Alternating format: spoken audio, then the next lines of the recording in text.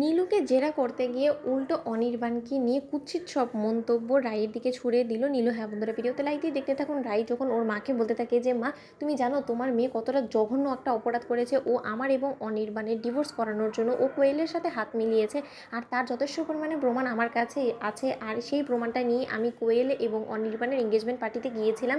হ্যাঁ, আর তোমাদের কাউকে কোনো কিছু আমি তখন জানাইনি, কারণ আমি চাইছিলাম না যে আগে থেকে আসল অপরাধীটা সজাগ হয়ে যাক। তখন এই কথা বলা মাত্র রায়ের দাদাভাই বলতে থাকে যে তুই কার দিকে ইঙ্গিত করছিস বলতো? আমাদের চারজনের মধ্যে একমাত্র অপরাধী বলে এরকম জঘন্য কাজ করার মতন যদি কোনো মানুষ হয়ে থাকে সেটা একমাত্র নীলু। সেটা তো আমরা খুব ভালো করেই জানি। ও এবার কোন অপরাধ করেছে বলতো? তখন রায়ের মা বলতে থাকে যে রাই, তুই শুধু একবার আমাকে বল যে ও আবার কোন অপরাধের সাথে নিজেকে জড়িয়ে ফেলেছে। এবার আর ওর কোনো রক্ষে থাকবে না, আমি তোকে বলছি। অন্যদিকে এই কথা বলে নীলু বলতে থাকে যে হ্যাঁ বল না, বল না, তুই চুপ করে রয়েছিস কেন, বল।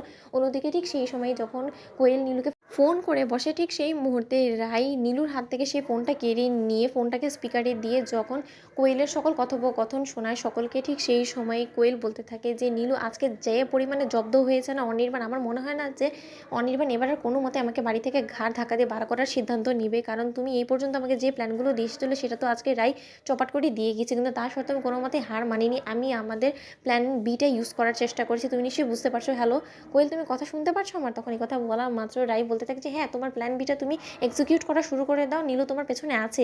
কোয়েল অন্যদিকে কথা বলা মাত্র কোয়েল যখন হঠাৎ করে ফোন কেটে দেয়, ঠিক সেই সময় রাইয়ের মা সপাটি নীলুকে চড় মেরে বলতে থাকে যে হ্যাঁ রে সর্বনাশী, তোর কি সর্বনাশ করার ইচ্ছাটা আর শেষ হবে না কোনোদিনও? তোর কিসের এত সর্বনাশ করার পেছনে তোর এত আনন্দ লাগে বলতো? তুই কি এমন পাস বল? তখন রাই বলতে থাকে যে মা, এই যাত্রী অনেক কিছু পেয়েছে, অনেক টাকা আত্মসাৎ করে ফেলেছে ইতিমধ্যে। তুমি ওর লকারটা খুলে একবার দেখো না, ও কতগুলো টাকা এ পর্যন্ত আত্মসাৎ করেছে কোয়েলের কাছ থেকে। আর এই সকল টাকাগুলো কিন্তু কোয়েল নিজে উপার্জন করেনি, এটা পুরোপুরি অনির্বাণের মাথার ঘাম পায়ে ফেলা টাকাগুলো কোয়েল রীতিমতো চুরি করতে বাধ্য হয়েছে শুধুমাত্র তোমার এই আহ্লাদি মেয়ের জন্য। কারণ এর বিনিময়ে তোমার এই আহ্লাদি মেয়ে কোয়েলকে এক গাদা কতগুলো ফেক রিপোর্টস এনে দিয়েছে। অন্যদিকে এই কথা বলা মাত্র রাই বলতে থাকে যে এটা তো কোনো প্রমাণ হতে পারে না আমার বিরুদ্ধে, তাই না?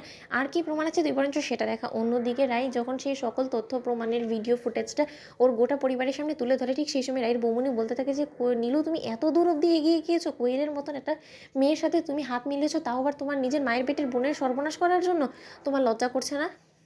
তখন নীলু বলতে থাকে যে না, আমার সর্বনাশ করছে না, তার থেকে বড় কথা দিদিভাই, তুই কিসের এত অহংকার করছিস বলতো? দিদিভাই, যেখানে কিনা তোর সংসারটা এখন আর অনির্বাণ দাদাভাইয়ের সাথে এক্সিস্ট করে না, তোর বর তো এখনো পর্যন্ত ঠিক করে বলতেই পারে না যে ও জীবনে ঠিক কাকে চায়, কাকে নিয়েও সুখী হতে পারে। তোর বরের উদ্দেশ্য একটাই যে ওর জীবনে একটা মেয়ের আকাঙ্ক্ষা আছে, ও সেই নিজের তৃপ্তি পাওয়ার জন্য একের পর এক মেয়ের হাত ধরার চেষ্টা করে, এছাড়া কোনো কিছুই না।